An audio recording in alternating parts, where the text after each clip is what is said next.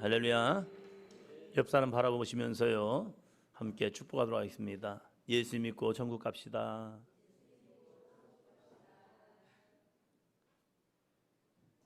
우리 예수님 믿으러 이 시간 왔습니다. 예수님의 믿음이 더욱더 커지고 그 믿음을 통하여 주님께서 행하시는 놀라운 은혜와 능력을 경험하는 삶이 되시기를 바랍니다.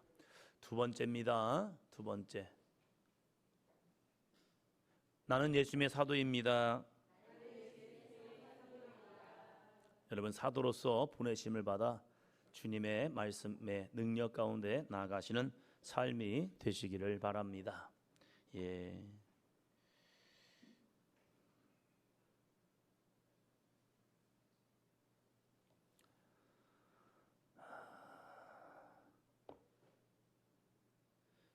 신앙생활을 통하여 열매 맺는 믿음, 축복의 열매를 맺기 위해서 우리가 열심히 하는 것 참 중요합니다. 그래서 기도도 열심히, 찬양도 열심히, 말씀 생활도 열심히, 헌신도 열심히 해야 합니다.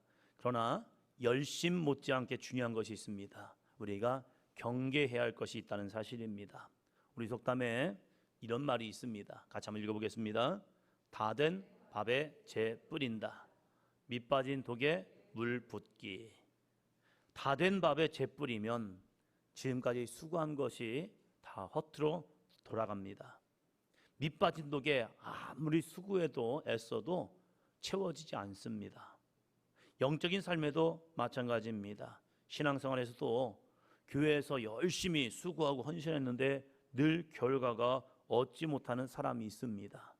무엇 때문일까 보면 버리지 못한 죄, 문제, 관계 때문입니다. 하나님은 우리가 예전의 과거의 모습 속에서 버려야 할 관계들이 있고 문제가 있고 죄의 모습이 있습니다. 이걸 내가 청산하지 아니하면 여전히 내 안에 열매가 없다는 겁니다. 이것을 청산해야 하나님의 약속의 복을 누릴 수 있게 됩니다. 그래서 하나님께서는 아브라함에게 맨 처음으로 지시한 것이 있죠. 창세기 12장 1절입니다. 같이요. 여호와께서 아브라함에게 이르시되 너는 너의 고향과 친척과 아버지의 집을 떠나 내가 내게 보여줄 땅으로 가라. 할렐루야.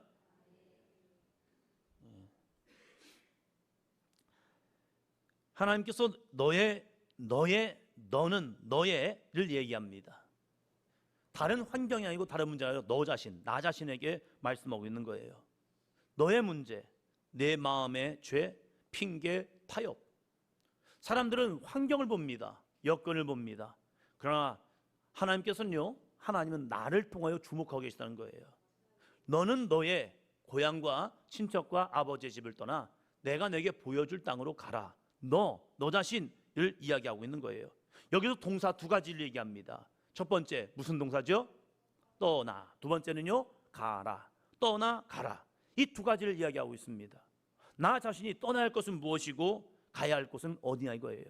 어떤 사람은 믿음을 떠나 죄악된 길로 가는 사람이 있습니다. 그러면 멸망과 사망과 지옥이죠. 우리는 죄악된 곳에서 떠나, 믿음 없는 곳에서 떠나, 불신앙에서 떠나 약속의 땅, 가나안 땅, 믿음의 땅, 은혜의 땅으로 가야 할 줄로 믿습니다. 사단은 우리를 늘 거꾸로 하게 합니다. 불순종으로 가서 네가 하나님같이 되라고 말하고 있지만 아니요, 우리는 순종함을 통하여 하나님의 거룩한 백성이 되라고 말씀하고 있다는 겁니다. 왜 하나님께서 아브라함에게 자신의 고향과 친척과 아버지의 집을 떠나라고 말합니까? 그것은요, 우상숭배의 장소였고 죄악된 환경이었던 것입니다. 그래서 그것을 떠나서 하나님 말씀을 온전히 따를 수 있는 곳으로 가라라고 말씀하고 있다는 사실입니다. 마찬가지로 시편 1편에서도 복 있는 사람을 말하면서 먼저 가까이 하지 말아야 할 삶에 대해서 말하고 있습니다. 이것을 또 다시 잘못해서 가면요, 남의 탓, 이것을 보고 있는 거예요. 누구 때문에 아니에요. 내 마음 때문이에요. 내 마음이 이 사람들에게 끌리고 있다는 거예요. 어떤 사람들이요? 보겠습니다. 시편 1편 1절. 복 있는 사람은 악인들의 꾀를 따르지 아니하며 죄인들의 길에 서지 아니하며 오만한 자들의 자리에 앉지 아니하고. 왜 악인들과 함께하고 죄인들의 길에 서고 그리고 오만한 자리에 함께 않습니까? 내 마음이 거기에 끌렸기 때문에 그래요. 하나님은 외적인 것이 끈다고 해서 내적으로 되느냐? 아니에요. 내적인 것을 끊어야 외적인 것이 되는 거예요. 그런데 많은 사람들이 외적인 것부터 끊으면 되겠지라고 생각해요. 아니요. 내 마음 중심에, 내 마음에 악인의 꾀가 있고 죄인의 길에 같이 하고자 하는 욕망이 있고 오만한 자, 그 마음이 내 안에 있기 때문에 거기에 끌려서 함께 했다는 거예요. 성경에서 말하는 외적인 것을 끊어라, 넘어서라, 건너가라, 떠나가라 라고 하는 이유는 뭔지 아십니까? 내 마음에 있는 것부터 찾아내. 그러면 내 영혼이 살 수 있어 라고 말씀하고 있다는 사실입니다. 어떤 사람은 이런 말씀을 통해서 다 악인들 때문에 그래, 죄인들 때문에 그래, 오만한 사람 때문에 그래 라고 하면서 외적인 환경만 탓하고 있어요. 아니에요. 나 자신이 벌써 그들과 함께하는 모습이 있었다는 사실이에요. 그래서 이러한 외적인 모습을 통하여 내 마음에 그런 마음이 있었구나, 내 마음에 그런 욕망이 있었구나, 그런 죄악이 있었구나. 주여 내 마음, 내 속사람을 주여 제거하여 주옵시고 온전히 하나님의 말씀에 순종할 수 있는 믿음의 삶이 되게 하여 주옵소서. 할렐루야. 그래서 오늘 제목을 이렇게 정했습니다. 같이 봅니다. 시작. 우리가 경계해야 할 것. 믿음 생활을 통해서 우리가 경계해야 할 게 있다는 거예요. 버려야 할 게 있다는 거예요. 떠나가야 할 게 있다는 거예요. 그것은 내 마음 중심이에요. 내 마음에 무엇을 경계해야 하는가, 무엇을 경계하고 그리고 순종함을 통해서 어떠한 복된 삶을 살아야 할 것인가, 오늘 말씀을 통하여 잘 들으시고 순종함을 통하여 하나님의 역사를 이룰 수 있는 믿음의 삶이 되기를 주의 이름으로 축원합니다. 할렐루야. 첫째입니다. 첫째, 같이 합니다. 우리가 경계해야 할 것은 게으르게 행하고 말씀을 행하지 않는 삶입니다. 먼저 우리가 경계해야 할 게 있는데 뭡니까? 게으르게 행하고 말씀을 행하지 않는 사람이라는 겁니다. 나 자신이 거기 서 있지 않냐 이거예요. 신앙생활을 한다는 것은 선택의 기준이 바뀌는 겁니다. 처음엔 어떤 선택을 합니까? 같이 한번 읽습니다. 내 마음대로 생각하고 말하고 선택하던 삶에서 말씀에 순종하여 생각하고 말하고 선택하는 것입니다. 여러분, 신앙생활이 뭔데요? 내가 교회를 왔다 갔다 한다고 신앙생활입니까? 그게 아니라는 거예요. 신앙생활이라는 것은 무엇입니까? 내 마음대로 생각하고 말하고 선택하던 삶, 육신의 삶이죠. 그래서 생각나는 대로 막 이야기하죠. 다른 사람이 상처받든지 상처받지 않든지 상관없어요. 이제까지 살아온 방식대로 이야기합니다. 주장합니다. 이것이 옳아라고 말합니다. 그러나 우리가 신앙생활 한다는 것은요, 한 번 더 합니다. 말씀에 순종하여 생각하고 말하고 선택하는 것이에요. 신학교를 다니면서 제가 한번 가보고 싶은 곳이 있었습니다. 태백에 있는 예수원이었습니다. 왜 가고 싶었느냐? 다른 게 아니에요. 거기서는 침묵 훈련한대요. 아무 말도 안 시킨대요. 그럼 밥 먹어요 이런 얘기 해야 할 거 아니에요. 근데 밥 먹어요 하는 것도요, 말하지 않고 종을 친대요. 종을 몇 번 치느냐? 그래서 모이는 거 가고 기도하고 그리고 노동도 하고 그리고 침묵 훈련도 하는 거예요. 그러니까 몇 날 며칠을 아무 말도 안 하는 거예요. 얼마나 답답할까? 얼마나 답답할까? 근데 제 안에 이런 생각이 들었어요. 말을 해서 문제구나. 말을 하지 않으면 문제가 되지 않은데 이 말 때문에 문제가 되는구나. 그래서 가만히 말하지 않고 있으면 어떨까? 내 마음은 답답할 거예요. 근데 희한한 일이 벌어지죠. 내 마음은 답답한데 그때 영은 주님 앞에 더 가까이 나아간다는 사실입니다. 그리스 성지순례 다녀오면서 느꼈던 게 그거예요. 이 수도원에서는요, 끊임없이 하는 것이 침묵 훈련입니다. 침묵 훈련은 내가 말하지 아니함을 통하여, 다른 사람도 말하지 아니함을 통하여 온전한 고요 속에 들어갑니다. 다 조용한 거예요. 그 조용한 것 가운데서 하나님의 음성에 귀 기울이기 시작하는 겁니다. 그럴 때 주님의 음성이 들려지는 겁니다. 침묵만이 답은 아니에요. 그러나 어느 순간에는 우리에게 때로는 말을 절제할 수 있는, 말을 닫을 수 있는, 하고 싶은 말은 너무 많은데 그때 침묵할 수 있는 믿음. 화가 나서 세상말로 열딱지가 나가지고 뭔가를 얘기하는데 거기서 하나님이 멈춰서 라고 했을 때 멈춰 설 수 있는 순종이 있냐 이거예요. 대부분의 한국 교인들 보면요, 화나고 열받으면요, 하나님 잠깐만요, 잠깐만요, 얘기는 꼭 해야겠어요. 이 얘기는 꼭 해야 할 것 같아요. 얘기하면 무슨 일이 벌어질 거 암에도 불구하고 그래도 얘기는 해야겠어요. 아니, 침묵해. 아니, 가만히 있어. 아니, 그냥 넘어가 함에도 불구하고 이 침묵 훈련이 되지 않는 거예요. 신앙생활하는 것은 무엇입니까? 하나님의 말씀에 순종하여 생각하고 말하고 선택하는 것. 내 기준이 아니라 이제는 하나님의 말씀이 기준이 되어 살아가는 것. 이것을 뭐라고 말합니까? 거룩한 삶이라는 거예요. 거룩한 삶. 거룩이라는 건 다른 게 아니에요. 내 삶의 자그마한 것부터 실천하며 나아가는 것. 이것을 거룩한 삶이라고 말하고 있습니다. 바울은 데살로니가 교인들에게 먼저 멀리 해야 할 것에 대해서 이야기하고 있습니다. 6절입니다. 6절 같이 봅니다. 형제들아, 우리 주 예수 그리스도의 이름으로 너희를 명하노니 게으르게 행하고 우리에게서 받은 전통대로 행하지 아니하는 모든 형제에게서 떠나라. 아멘. 할렐루야. 자, 여기서 두 가지를 얘기해요. 바울은 우리 주 예수 그리스도의 이름으로 명합니다. 우리 주 예수 그리스도의 이름으로 명한다. 이것은요, 바울의 생각이 아니라 주님의 명령임을 명시하는 거예요. 여러분, 이건 꼭 지켜야 해요. 왜요? 주님의 이름으로 명령하는 겁니다. 지켜도 되고 안 지켜도 되는 것이 아니라 꼭 지켜야 할 내용입니다 라고 하면서 말합니다. 바울은 게으르게 행하고 우리에게서 받은 전통대로 행하지 않는 모든 형제에서 떠나라 라고 말합니다. 모든 형제는 형제라는 단어를 썼습니다. 형제는요, 먼 사람이 아니라 가까운 사람인 거예요. 그 형제는요, 내 마음이기도 해요. 내 마음에서 떠나라. 아니, 어떻게 마음에 떠납니까? 내 마음에 이러한 마음이 있다면 그것을 끊어버리고 이것을 단절시키고 하나님의 말씀에 순종하는 믿음의 삶이 되라는 거죠.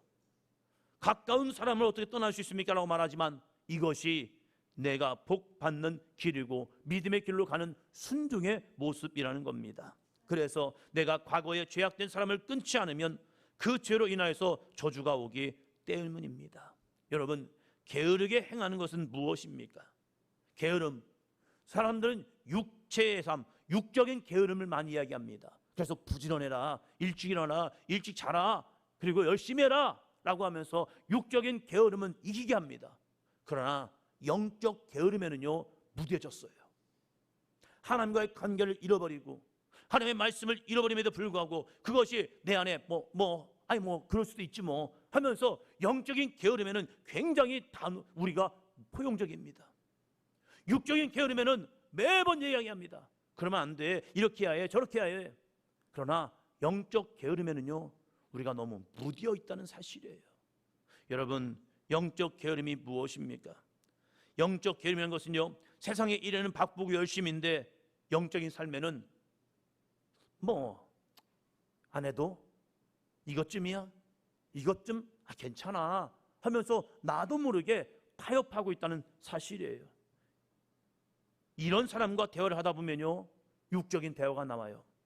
자신의 생각과 이성, 경험, 세상에서 되어진 일들을 너무 잘 압니다. 그런데 영적인 것은 한마디도 말을 못해요. 내가 어떻게 영의 사람이 되어서 어떻게 내 영을 살리고 내 영이 사람을 통하여 나 육신의 삶을 살리고 우리의 가정을 살릴지 영적인 대화는 아무것도 없는 거예요.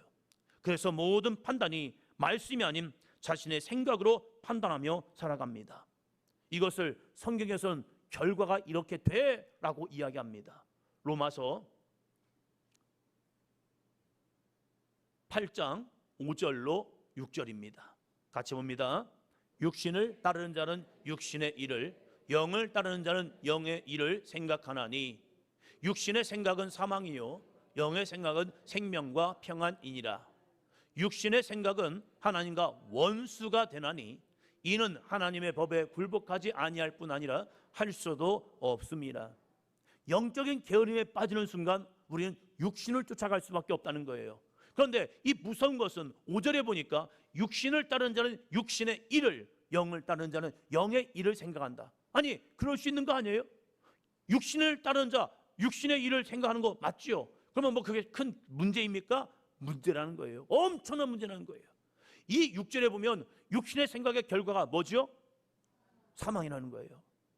내가 이성적으로, 내가 경험적으로, 내가 지식을 가지고 지혜를 가지고 하면 되는 거 아니에요? 아니에요. 내 육신이, 내 생각이 하나님의 자리에 올라서는 순간 그것은 벌써 오만한 자의 자리에 앉는 거예요. 그 오만한 자의 자리의 결과는 무엇입니까? 사망, 영원한 지옥, 멸망이라는 사실이에요. 그래서 우리가 세상에서 법 없이 사는 사람 같지만 법 없이 살다가 어떻게 되는데요? 멸망, 죽음으로 가는 거예요. 우리는 율법 가지고 살아가야 합니다. 그 율법이 나를 비추는 거울이 되고 나의 죄악된 모습이 들춰지고 그 죄악된 모습을 주님 앞에 회개하고 나아감을 통하여 주님의 거룩한 구원의 삶이 이루어지고 나의 삶에는 하나님이 주시는 거룩한 삶을 살아갈 수 있는 아름다운 믿음의 삶이 되어야 할 줄로 믿습니다. 영의 생각은 생명과 평안이랍니다. 그래서 우리는 영을 쫓아 성령을 쫓아가는 삶이 되어야 할 줄로 믿습니다. 그래야 내 안에 거룩한 구원의 모습이 있다는 거예요.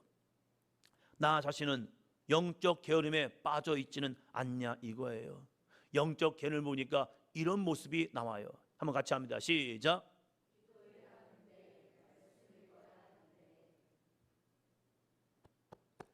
하나님이 우리에게 말씀은 해주셔요. 우리 가운데 깨우시기 위해서, 우리의 영을 새롭게 하기 위해서, 우리에게 좋은 그릇이 되기 위해서 하나님이 우리에게 주시는 은혜의 메시지가 있단 말이에요. 그래서 기도해야 하는데, 말씀을 읽어야 하는데 라는 생각이요. 그런데 영적 게으름이 뭔데요? 거기서 그냥 멈춰 서는 거예요.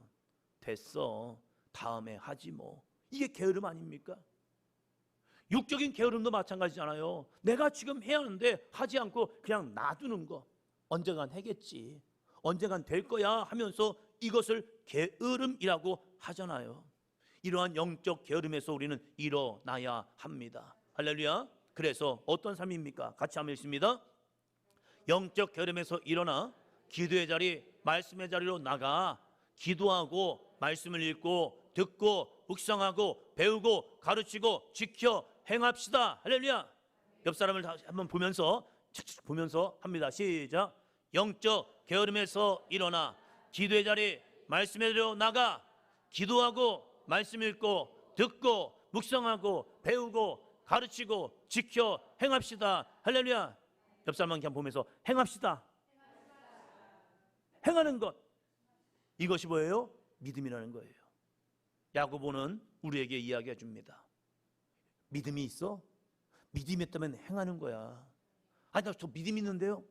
믿음이 있는데, 아니 좀 믿음 있는데 행하지도 않을 수 있잖아요. 그럴 때 야고보서는요 우리에게 이렇게 얘기합니다. 아니 그건 죽은 믿음이야. 너가 아는 것으로 끝나는 것은 죽은 믿음이야. 살아있는 믿음은 너 육신을 움직이게 되어 있어. 네 안에 진짜 믿음이 있다면 너를 주님께로 가까이 가게 하고 있어. 우리의 신앙이 아는 것에서 끝나는 것이 아니라 하나님의 말씀의 자리, 기도의 자리에 나아가 주님을 찾고 주님을 만나고 주님과 동행하는 거룩하고 복된 삶이 되기를 주의 이름으로 축원합니다. 또 내 주변에서 전통대로 행하지 아니하는 모든 형제, 이게 뭐예요? 성경은 알지만 말씀에 순종하지 않고 자신의 생각과 이성, 경험대로 살아가는 삶에서 떠나야 한다고 이야기하고 있습니다. 전통이라는 것은 나쁜 게 아니에요. 성경에서 말하는 전통은요 하나님의 말씀입니다. 그 말씀에서 떠나서 내 생각대로 내 마음대로 믿으려는 그 모습이요. 그러면 우리는 어떠한 믿음에 살고 있습니까? 같이 볼까요? 시작.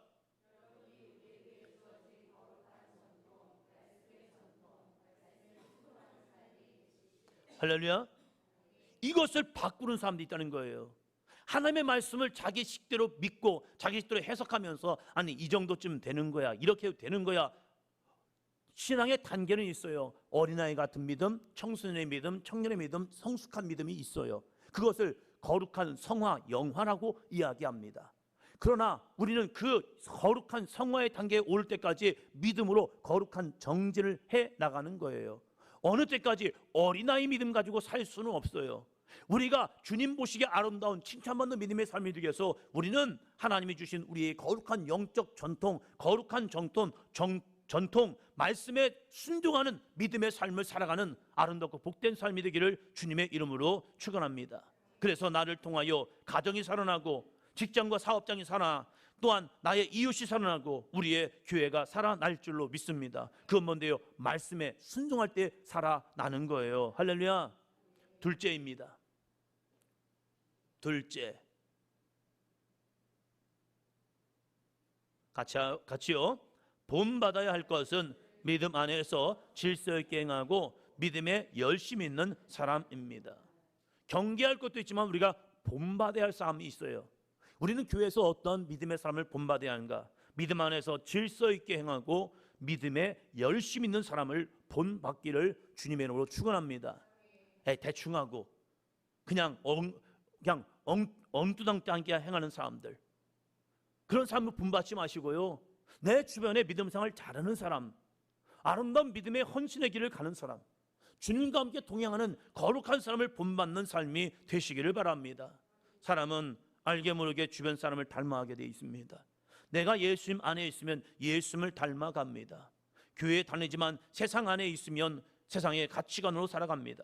우리의 신앙생활을 통하여 누구를 닮아가야 합니까? 7절부터 이렇게 말합니다. 7절, 어떻게 우리를 본받아야 할지를 너희가 스스로 아나니 우리가 너희 가운데서 무질서하게 행하지 아니하며. 7절에 보니까 뭐라고 말합니까? 너희가 스스로 알고 있다는 거예요. 무엇이 옳고 무엇이 그른지를 알고 있어요. 그런데 우리가 옳은 길이 아니라 옳지 않은 길을 선택하는 경우가 참 많아요. 신앙생활을 어느 정도 하다 보면 내가 어떻게 해야 하나님의 기쁨이 될지를 나도 알아요. 그런데 결단이 잘 안 되는 거예요. 사랑하는 성도 여러분, 내 안에 하나님이 주신 감동이 있다면, 말씀이 있다면, 주님의 거룩한 뜻이 있다면 거기에 나 자신의 생각을 쳐서 하나님의 말씀에 복종할 수 있는 삶이 되기를 주의 이름으로 축원합니다. 너희는 스스로 아나니, 뭘 알아요? 무질서하게 행하지 아니하며 라고 말합니다. 우리가 너희 가운데 무질서하게 행하지 아니하였다. 즉 질서 있게 행했다는 거예요. 교회는 다 동일합니다. 다 형제요 자매입니다. 예수님께서도 제자들에게 너희는 나의 형제다라고 말합니다. 그러면 똑같은 겁니까? 아니에요. 그러면 예수님의 제자들이 예수님에게 형제요 이렇게 하지는 않습니다. 관계적 모습이지, 그 관계적 모습 때문에 질서가 파괴되는 순간 공동체는 무너져 버리는 거예요. 예수님은 그들을 형제로 받아들였지만 예수님의 제자들은요, 이 예수님을 나의 주님으로 고백하고 있다는 겁니다. 그래서 주님의 뜻 가운데 순종하며 나갈 수 있는 믿음의 삶이요, 교회는 온 성도가 하나 되어야 합니다. 그러나 그 안에서 질서는 지켜져야 해요. 교회의 질서가 무너지면 혼돈이 틈타고 공동체가 무너집니다. 교회 안에서, 가정 안에서, 직장 안에서 질서 있게 행하시기를 바랍니다. 내가 해야 할 말과 하지 말아야 할 말, 내가 할 수 있는 행동과 하지 말아야 할 행동들이 있는 거예요. 그런데 사탄은 내 안에 나를 충동해요. 그래서 아니 이것쯤이야, 그럴 수 있는 거 아니야, 이래도 되는 거 아니야 하면서 서로 들고 일어나기 시작하는 거예요. 그래서 교회가 혼돈이 되어버리고 있다는 사실이에요. 사랑하는 성도 여러분, 우리는 믿음 안에서 질서 있게 행할 수 있는 삶이 되시기를 주의 이름으로 축원합니다. 8절에 보니까 이렇게 말합니다. 같이요. 누구든지 음식을 값없이 먹지 않고 오직 수고하고 애써 주야로 일함은 너희 아무에게도 배를 끼치지 아니하려 함이니. 두 번째 모습을 보니까요, 이 사도 바울이 이렇게 말합니다. 오직 수고하고 애써 주야로 일하는 열심을 본받아야 한다는 거예요. 우리는 하나님께서 일하심을 분명히 믿습니다. 할렐루야. 그럼 하나님이 일하시기 수 있도록 가만히 있는 겁니까? 아니에요. 손 놓고 기다리는 것이 믿음의 사람이 아니에요. 믿음이 있는 사람은 하나님께서 주신 지혜와 명철, 재능을 가지고 말씀 안에서 수고하고 애쓰는 거예요. 하나님께서 이스라엘 백성에게 성막을 주시겠다고 말씀했어요. 그런데 성막을 주시는데 그것은요, 그들의 수고와 애씀, 한 땀 한 땀 흘리는 그들의 거룩한 수고를 통하여 하나님의 거룩한 성막이 그들에게 주어졌다는 사실입니다. 하나님은 오늘도 믿음의 사람의 지혜와 명철, 재능을 가지고 일하십니다. 세상의 일만 애쓰는 것이 아니라 믿음의 헌신과 수고도 우리는 해야 합니다. 사도 바울은 데살로니가 교인들에게 보여준 수고는 권리가 없어서가 아니라 이들에게 본된 삶을 보여주기 위해서였습니다. 하나님은 수고하게 애쓰는 사람에게 더 큰 은혜를 주십니다. 할렐루야. 주부에는 2개만 나와 있죠. 하나가 더 있습니다. 셋째, 지면이 쪄가지고 2개만 올려놨어요. 3번째입니다. 셋째, 잘 들으시 바랍니다. 셋째, 같이 합니다. 선을 행하다 낙심하지 않아야 합니다. 13절 말씀입니다. 형제들아, 너희는 선을 행하다가 낙심하지 말라. 다시 한번 구별합니다. 시작.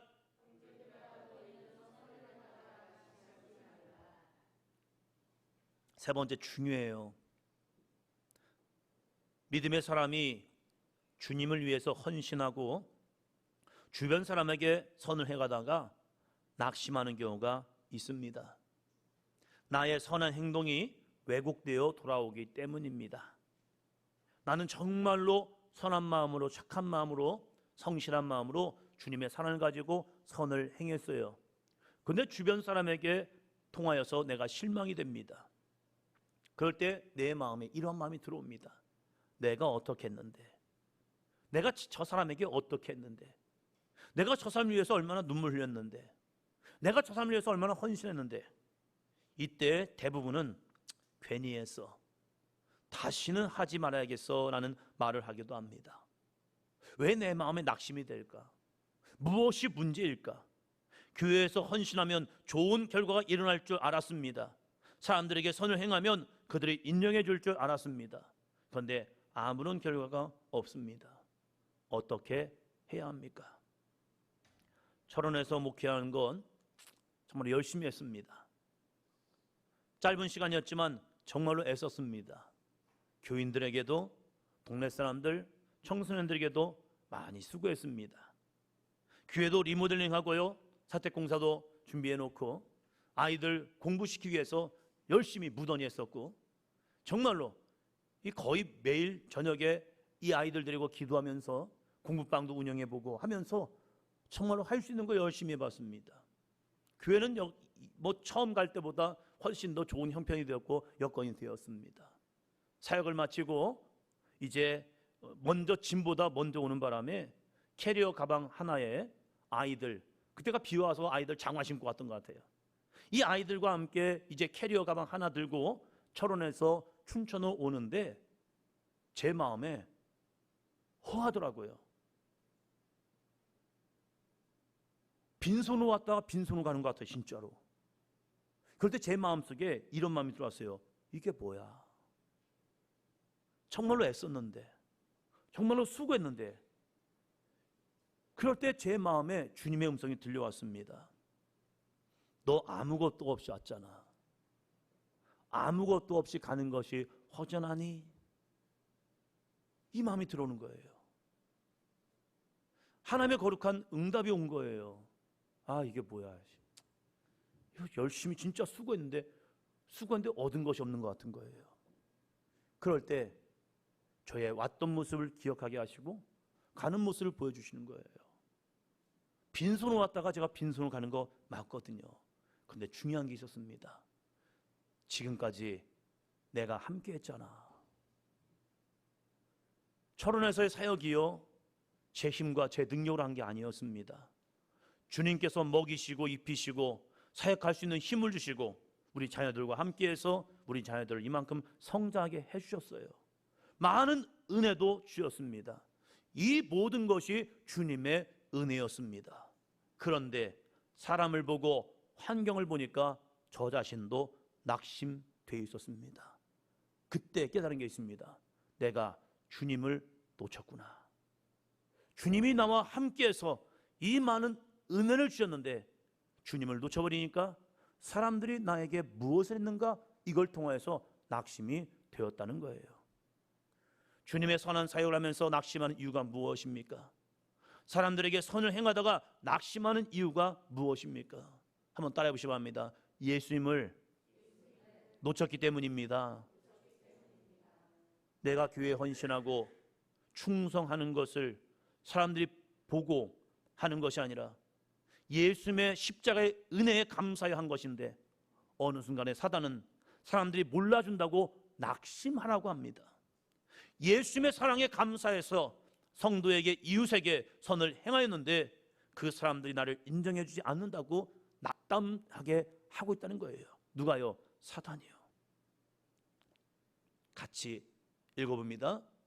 예수님의 사랑을 어느 순간 놓쳤기 때문에 내 마음이 낙심한 것입니다. 환경이 아니에요. 사람이 아니에요. 그들이 나의 말을 오해하였고 곡해하였고 왜곡되었기 때문에 내 마음이 낙심된 게 아니에요. 내 마음이 낙심된 유일한 이유, 예수님의 사랑을 어느 순간에 내가 놓쳤기 때문에 내 마음이 낙심된 겁니다. 사랑하는 성도 여러분, 우리가 선을 행하다가 낙심하지 말아야 할 것은 예수님께서 우리의 선한 행동을 보고 계시다는 사실입니다. 주님께서 우리에게 이렇게 말씀하실 겁니다. 한번 따라하시기 바랍니다. 잘했어, 수고했어, 고마워. 옆 사람 바라보시면서요, 잘했어, 수고했어, 고마워. 옆 사람이 아니라 주님이 그렇게 딱 말씀한다는 거예요. 근데 아무에게 말씀하냐? 수고한 자에게요, 애쓴 자에게요, 헌신한 자에게요, 믿음의 씨앗을 심은 자에게요. 주변 때문에 낙심하고 사람들 때문에 낙담되지만 아니에요. 주님이 보고 계셨더라고요. 그때부터 제 마음이 달라졌습니다. 아, 맞아, 내가 주님 보고 헌신한 거지. 내가 주님 때문에 헌신한 거지. 내가 주님의 사랑 때문에 내가 애썼던 거지. 사람에게 인정받고 칭찬받기 위해서 했다면 그것은 육신의 생각이었다는 사실이에요. 그럴 때 주님이 저에게 주신 위로가 그거였어요. 아니, 너 수고했다, 너 애썼다, 너 잘했다. 이걸 듣는 순간 모든 것이 다 괜찮더라고요. 함께 읽어봅니다. 같이 읽습니다. 같이요. 시작.